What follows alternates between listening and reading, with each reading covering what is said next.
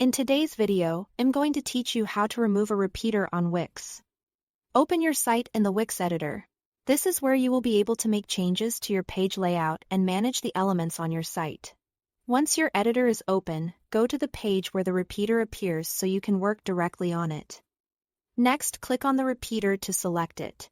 This part is important because repeaters often contain text, images, buttons, or other design elements. And it's easy to accidentally click on one of those individual items instead of the full repeater container. To confirm that you've selected the entire repeater, look for a blue outline around the section. You should also see the word repeater appear above it.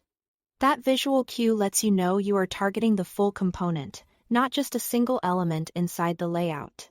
Once the correct repeater is selected, you can remove it in one of two ways.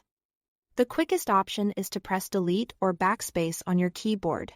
As soon as you do that, the repeater will be removed from the page.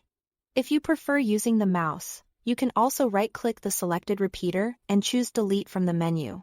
Both methods do the same thing, so you can use whichever feels more comfortable for you. If you remove the repeater by mistake, you can usually undo the action right away using the Undo option in the editor. So here is no need to panic if you click the wrong thing.